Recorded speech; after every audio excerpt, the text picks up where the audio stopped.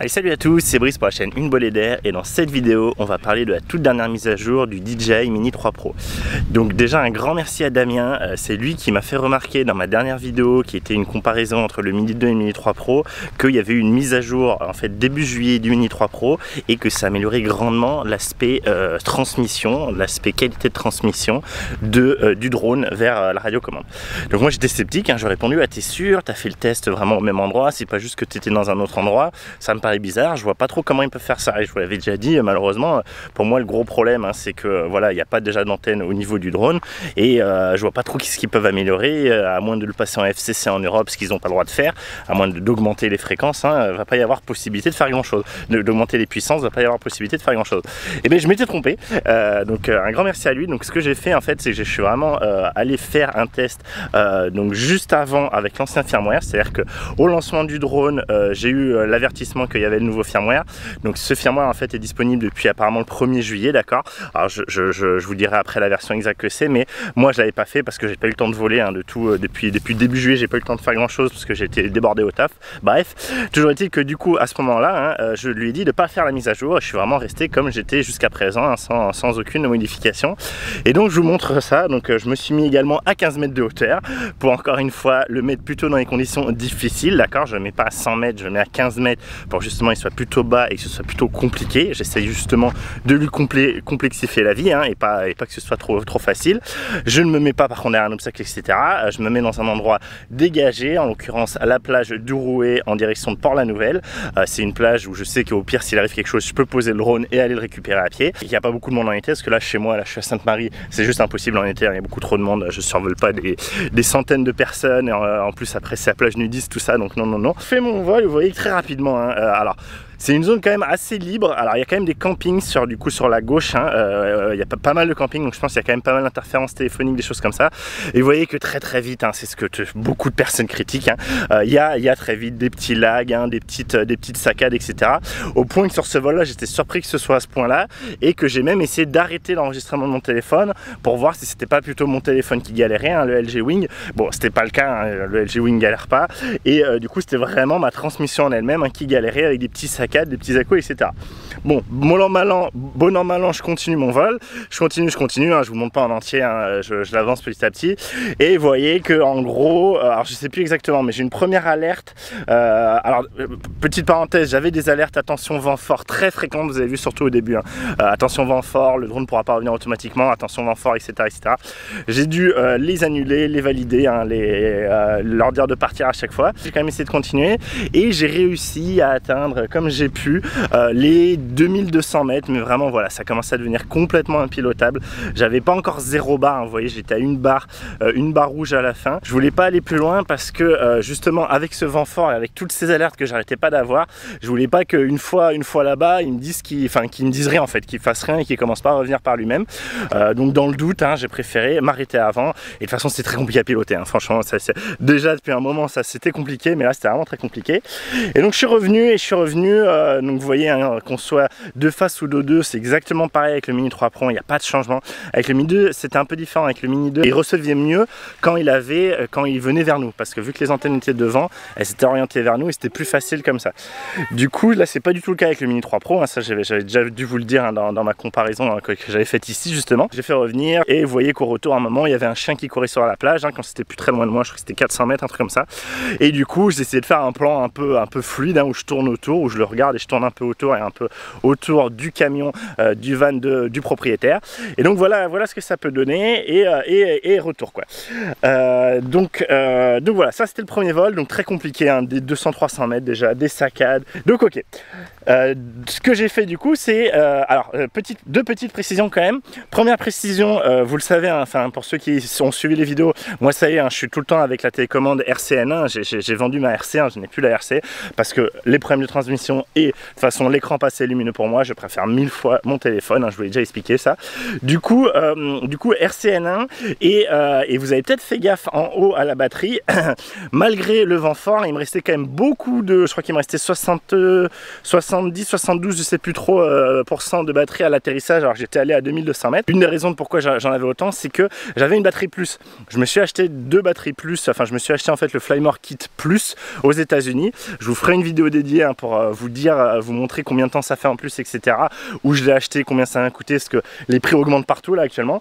Mais donc si vous étiez en train de vous tâter à le prendre ou pas parce que vous n'avez pas trouvé de test en France disant qu'on pouvait bien décoller avec, je vous confirme, c'était le cas, j'avais vu des youtubeurs en Europe le dire, et je vous le confirme, en France aussi, il n'y a aucun souci. On met les batteries, le drone démarre tout seul, et s'il s'envole, il n'y a pas de problème. Il a beau être géolocalisé en France, il n'est pas limité par le fait qu'il ait des batteries plus, ok.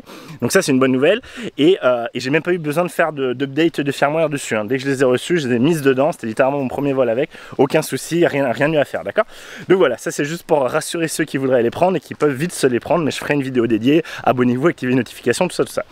Donc j'ai posé le drone, ce que je fais c'est que je rééteins mon DJI Fly, mon application DJI Fly, je la redémarre, il me repropose la mise à jour d'une firmware et cette fois je la fais. Et donc il fait non seulement une mise à jour du firmware du drone, mais également de la RCN, d'accord, de la radiocommande.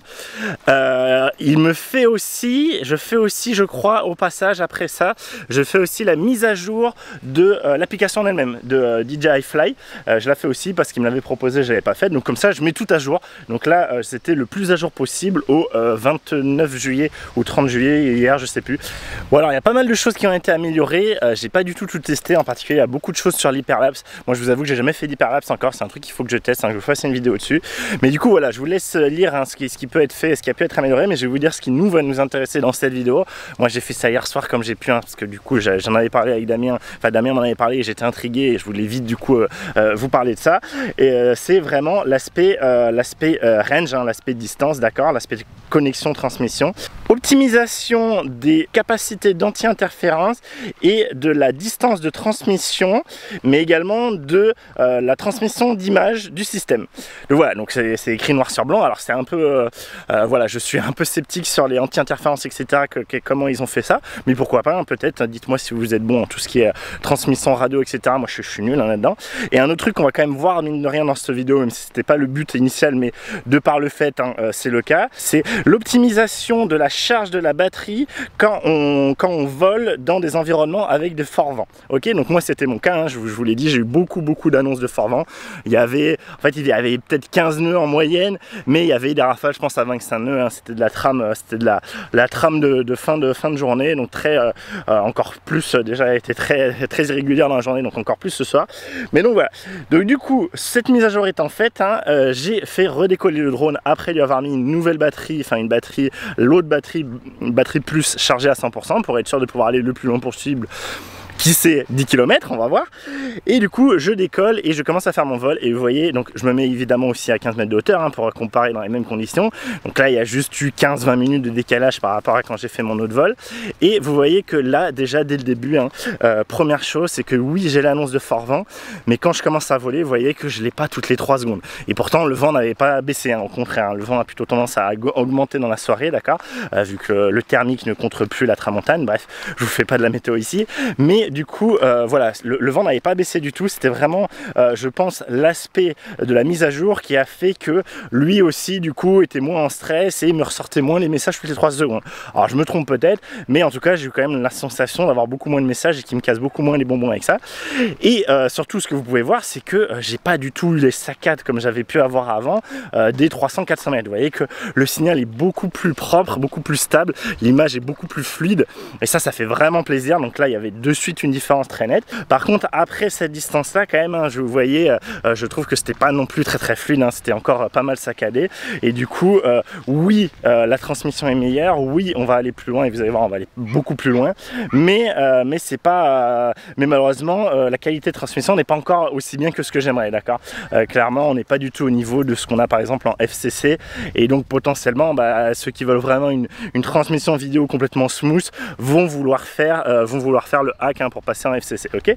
Donc du coup bon je continue, vous voyez que arrivé à 2200 mètres, donc ce qui était vraiment inutilisable, hein, précédemment, est complètement utilisable, même s'il y a des saccades, même si voilà c'est pas hyper propre au niveau du pilotage, mais il n'empêche que c'est faisable. Et du coup donc on continue, et je suis arrivé encore une fois de mémoire je crois à 3600 mètres, 3600 mètres, et j'étais vraiment là à une barre rouge. Ça commençait en fait, souvent, c'est ce qu'il fait souvent, et ça me plaît pas, c'est un des trucs que j'avais aux États-Unis, je vous l'avais dit, hein, à Alcatraz, c'est que des fois il passe de 1 barre à 3 barres, des fois de 1 barre à 4 barres, d'un petit moment, 2 secondes, 3 secondes, et donc on est un peu en stress. Est-ce que si j'oriente un peu mieux mes antennes, etc.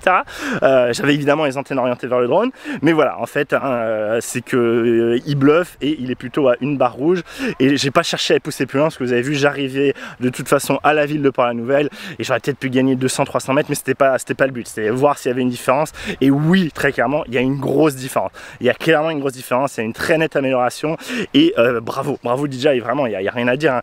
Je ne pensais pas que c'était possible juste d'un point de vue logiciel d'améliorer ça, et bien manifestement oui, je ne comprends pas trop comment, mais je suis nul en radiotransmission, donc il y a peut-être ceci explique peut-être cela, mais voilà, j'arrive pas trop à percevoir comment, sans augmenter la fréquence, juste en tweakant l'anti-interférence, ils ont réussi à faire ça. Mais écoutez, c'est le cas, donc tant mieux, un grand cool pour nous, tant mieux pour nous tous.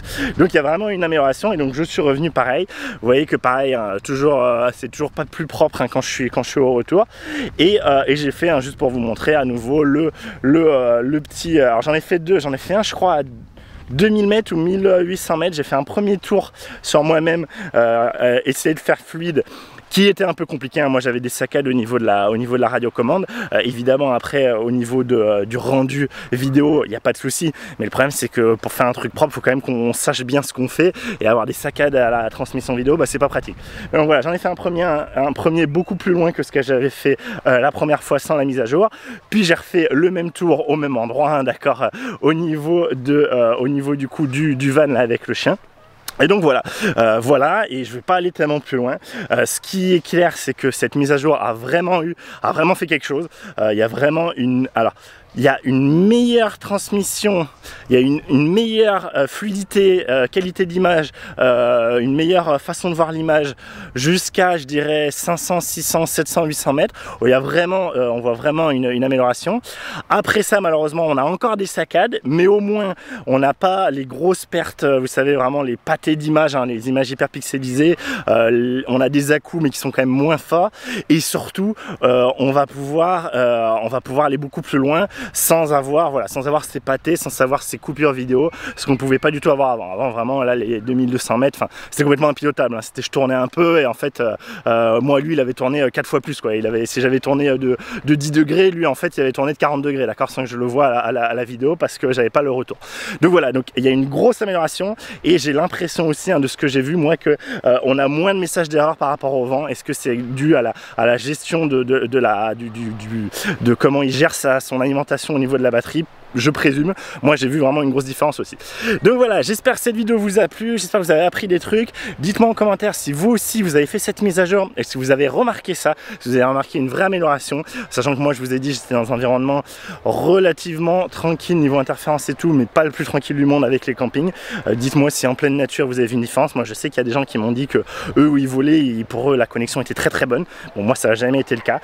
Donc voilà, dites-moi tout ça en commentaire, ça m'intéresse, et n'hésitez pas à vous abonner et activer les notifications pour les prochaines vidéos. J'ai encore plein de vidéos à venir, hein. Il faut que je teste ces différents trucs. J'ai pas testé l'hyperlapse, il y a plein de trucs que j'ai pas encore testé du tout, en fait, à vrai dire. Donc voilà, abonnez-vous, activez les notifications pour ne rien rater. Et dernier petit point juste avant de finir complètement cette vidéo, vous l'avez peut-être remarqué, vous avez peut-être été déjà plusieurs à me l'avoir dit en commentaire, je suis assez serré au niveau de ce vlog là. Et pourquoi? C'est parce que j'ai tout filmé là avec le Canon EOS R7. Donc voilà, c'est ma première vidéo en vlog avec le R7, couplé avec du coup le 1535 f2.8 de chez Canon, le RF 1535 f2.8, et donc je suis en 4K 24 fps comme d'hab. J'étais en mode P parce que j'avais pas les filtres et que c'était compliqué de sortir les filtres là, et je suis en mode de stabilisation numérique 1, pas optimisé, le normal, et j'avais mis aussi la correction d'horizon. Donc vous me direz si vous avez trouvé que mon horizon était plus plat que d'habitude, que c'était un peu plus à l'horizontale ou pas. Voilà, vous savez tout. Attendez, je vous dis ça, mais est-ce que c'est le cas? Je vérifie, en cours de route. Ah, je peux pas l'activer en cours de vidéo, donc j'en sais rien. Mais je pense que oui, j'avais activé normalement. Bref, voilà, je vous remercie d'avoir regardé. Je vous dis à très vite pour une prochaine vidéo, certainement soit sur le Mini 3 Pro, soit sur le R7, soit sur les objectifs que j'ai avec le R7, parce que hier j'ai pu faire également des tests dans la réserve africaine de Sijan, en particulier du RF 800 mm, et je peux vous dire que c'était la folie. On parle tout ça très prochainement dans une vidéo. Et moi je vous laisse là et je vous dis merci encore d'avoir regardé. À très vite pour la prochaine vidéo. D'ici là, faites de belles photos, de belles vidéos, tout ça, tout ça. Allez, salut!